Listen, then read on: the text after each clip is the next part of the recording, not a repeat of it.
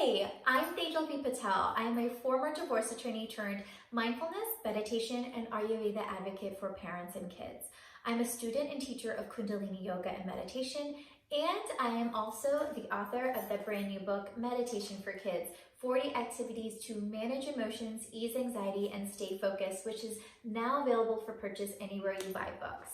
So over the last decade, I've really dedicated my life to build this movement that kids can meditate and you can teach them. You don't have to be an expert. You don't have to know how to teach children in order to be able to infuse it into their life. Because when we share and teach, we learn ourselves too.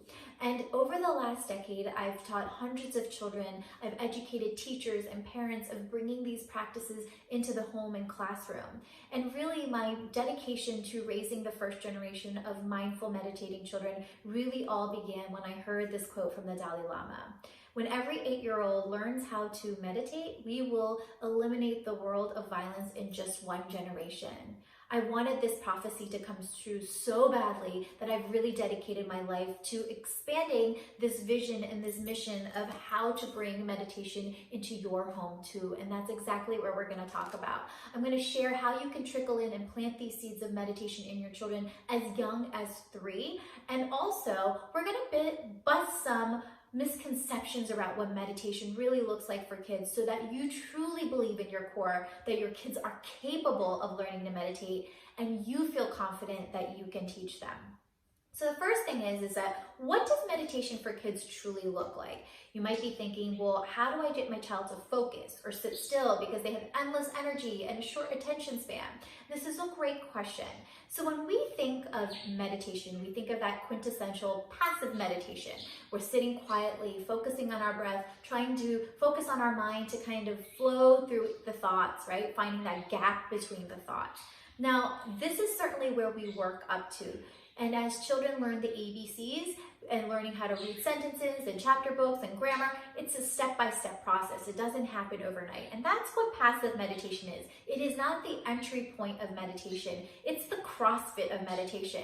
So if you tell someone to work out for the first time and they did a CrossFit class, they might give up before they actually feel the benefits because this is way too complicated for them. So let's get out of that mindset and that expectation that we're raising children who are experiencing nirvana at age 5.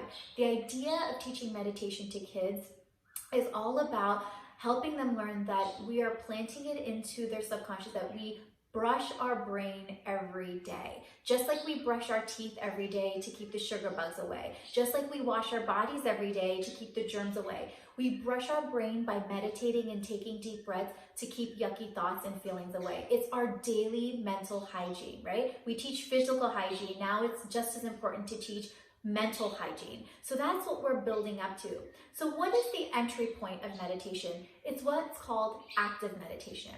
Active meditation is helping your child focus on one thing at a time. So the meditation itself has a mental anchor placed right in it. So what does that look like? It looks like when you say a mantra over again while you place your hands on your heart or your belly and say, I am safe. It's training your brain to focus on something. When you're doing guided meditation, they're listening to you. When you're doing breathing, I always do something tangible so their body is moving. So when you're training your child or yourself, if you're a beginner, it's much easier to train your brain to focus on your body in some way, to slow it down, and the mind is going to follow, and this resets your nervous system. So basically training how to control our brain, not trying to work on our mind at the mind's level. We're focusing on our body, and then the mind is going to follow. So it's essentially building those skills. And so what I like to share is like, what's the difference between mindfulness and meditation? Because sometimes these words are interchanged. Mindfulness is focusing on one thing at a time. And I like to say that, you know, when you're resting, you're just resting. Or when you're eating, you're just eating. When you play, you're just playing. So in your daily life, you're infusing that trickle of that vocabulary in them so they're becoming aware of it. Instead of saying be careful, you're saying be mindful. So be aware of your surroundings, be focused. And I like to say, like, with your eyes open, you're practicing mindfulness. And with your eyes closed, you're practicing meditation. You're sitting in that formal and you're trying to not do anything. You're just doing a meditation to basically build that mindfulness muscle.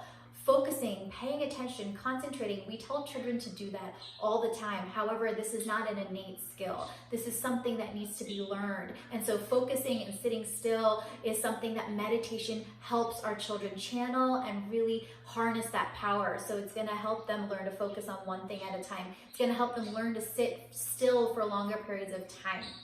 So we have to remember, active meditation is the entry point, and we're planting the seeds of these foundations so that by age 8, they really can do that passive meditation where they're sitting still and they can focus on their breath and start clearing out their thoughts and finding that gap between their thoughts.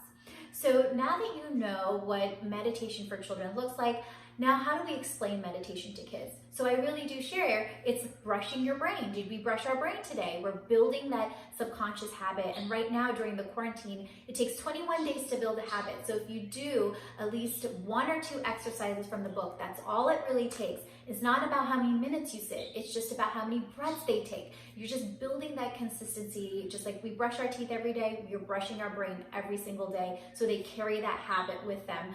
And then the other thing that this really helps is that in the moment when a tough emotion comes, how to build their resilience reserve and their adaptability energy to be able to pivot. So when we're doing these yoga postures, or we're doing a mindful breath, or when we're sitting in stillness, it's basically plugging in our iPhone so our battery gets to a higher level. So when something uncertain or something doesn't go our way, it depletes us, but we don't get all the way to the place of like we're in complete meltdown or reactionary mode. So that's what we're helping our child to do in the moment of understanding how stress feels in their body, what's the body sensations they have, what feeling am I feeling, and what's the right breathing reset, or how do I move that energy out of my body through a yoga posture.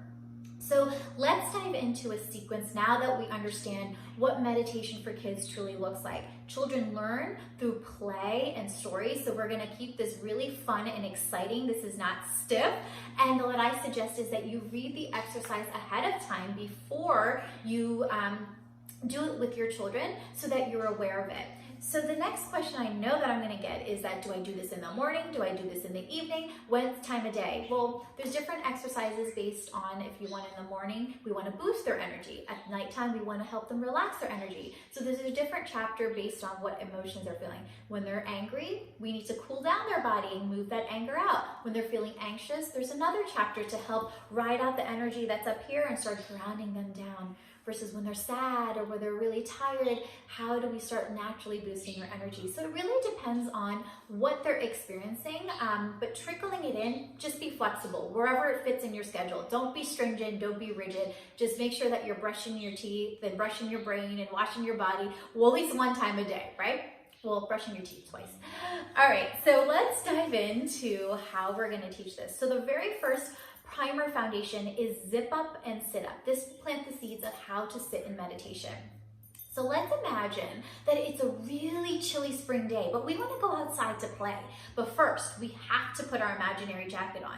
So let's sit crisscross on the ground and let's put on our jackets and let's zip it up. So imagine you have an imaginary zipper all the way from your belly button to your neck.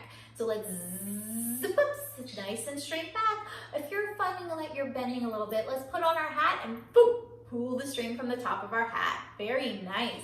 It's also really sunny today, so we're gonna put on our sunglasses. Bring your pointers and your thumbs together and let's make little sunglasses. Ooh, wonderful. Now let's rest them on our knees. And now we're going to close our eyes and take in that beautiful, cool spring breeze. So let's take a deep inhale through our nose.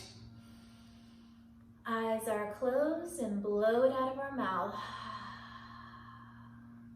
Breathe in the breeze and breathe out the breeze. Slow and steady. One more time. Deep breath in and deep breath out. And open your eyes. For a child who's 2 to 4, who's brand new to this, that could be just it. You're building that practice of doing 3 breaths, 5 breaths. Try to build how many breaths that you can do. And that's where you start.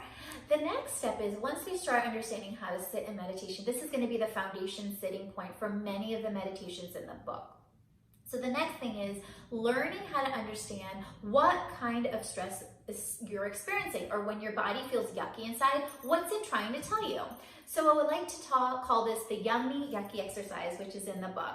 And this helps you understand, it's a stress scan, what kind of feeling you're having and what kind of breathing reset you're gonna do to help you feel calm again. So the first thing to remember is that before a child can sit, and even for grown-ups in that matter, a lot of times we have to move the energy out. Emotions are energy in motion. So when it feels intense, we have to move their energy out through a yoga postures so that we can actually be still and sit. So one of the best ones that I feel like works for any big emotions is the anger washing machine. And it's not just for anger. If they're feeling anxious or if they're feeling sad or grief, this is a great one to start moving energy out. So first you want to imagine all the things that are making you feel upset, like they're dirty clothes. So we're going to take it. I feel upset right now because I can't go to school. I feel upset right now because I'm stuck in my house. I feel upset right now because it's raining today and I can't go outside and play. Whatever it is, just like have them, all those frustrations, throw their dirty clothes into the washing machine. Now we're going to turn on our washing machine. Place your hands on your shoulders. We're going to breathe in and out powerfully through our mouth, and we're going to move our body and our head to twist. And we're going to close our eyes, invite your kids to close your eyes and take a deep breath in.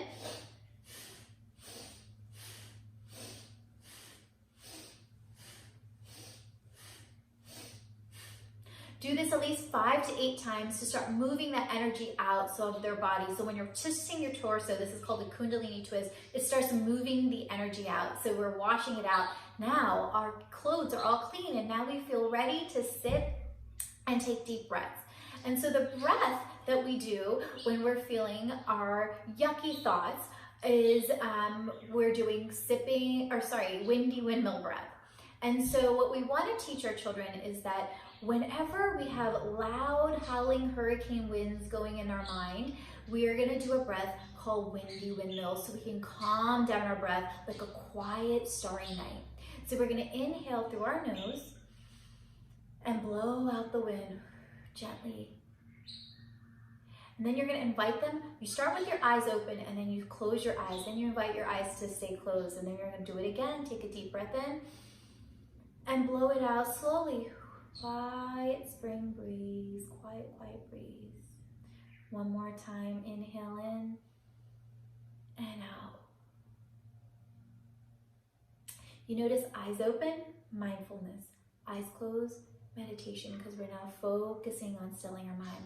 And that's the breath that you do anytime you want to ground out and release the anxiety. For anger, the breath that we do is sipping strawberry smoothies. So we imagine that we're holding a strawberry smoothie and there's a twisty straw. We're going to breathe in through our mouth so we can cool down the anger and the heat within us. And then we're going to breathe it out through our nose. So take a deep breath in, start with our eyes open. Now let's start it with our eyes closed. This breath cools our anger down. And when we're feeling sad or we're feeling upset, we're going to do happy dragon breath. Make this one playful because if they're upset, they're gonna laugh with this. So you inhale in, get all that fire out. Now let's close our eyes. Rest our hands and be completely still when we do it. So you notice how we went from active to being still. That's how you help them practice using their body to getting still and knowing how to do the right breath. So the yummy yucky, the way that is that we rub our palms of our hands together and realize that our body is like a machine. Anytime we feel yucky inside, it means that we have one of our buttons inside of our machine is not working. When we feel yummy, that means all our buttons are working and we feel happy and playful and excited. So let's rub our hands together to check which one of our buttons are maybe not working. And so we place our hands on our head engine and we say, does my head feel yucky like a howling hurricane wind? Or does it feel yummy like a starry, quiet night? So does it feel loud or quiet? Rubbing your hands together on our heart space. Does our heart feel yucky? Like there's hot lava rocks on our chest? Or does it feel yummy like a cool strawberry smoothie? So does your body feel hot or does your body feel cool? And then you place your hands on your belly button. Does it feel yummy like a playful, excited, happy dragon? Or yucky like a tired, grumpy, sad dragon? tight or loose. This helps them understand the sensations in their body. And like I shared, when they have a yucky head, they're doing windy windmill. Yucky heart, they're doing sipping strawberry smoothies. Yucky belly, they're doing happy dragon breath. This will help them move the energy out of their body. This is going to start teaching them in the heat of the moment to recognize their feelings, tune into their body. What is the signals that their bodies and sensations that they're telling them? Loud, quiet, hot, cold, tense, relaxed, happy, sad. That's like gonna start like teaching them to be able to attune and build emotional intelligence. So we're building the resilience reserve so that their adaptability energy is anytime something unexpected happens, they can pivot and they can handle those problems and then find a solution because they're moving through it, and now they're calming their mind and their body down, and they're going to be in the solution seeking state instead of the problem state. So there you have it. You're building 1 to 2 practices every single day to build this practice, and it takes 21 days to build a habit. So this is a perfect time during the quarantine to start a daily meditation practice with this book. You can find all the information about this book, plus a course that's a supplement that will teach you exactly how to teach your children at meditationforkidsbook.com. Follow me at Instagram at Tejal V Patel to see more videos and tips, and you can watch videos with my 5-year-old son and I while we demonstrate it for you and your kids. Listen to my Time and Talks podcast. And also on May 9th, I'm hosting a live virtual Zoom coaching call, which is going to train you how to use this book efficiently. I don't want teaching meditation to be stressful or add to your overwhelm. This is really going to help you move through anxiety, stress as a family. Thank you so much for tuning in. And if you have any questions, certainly find me at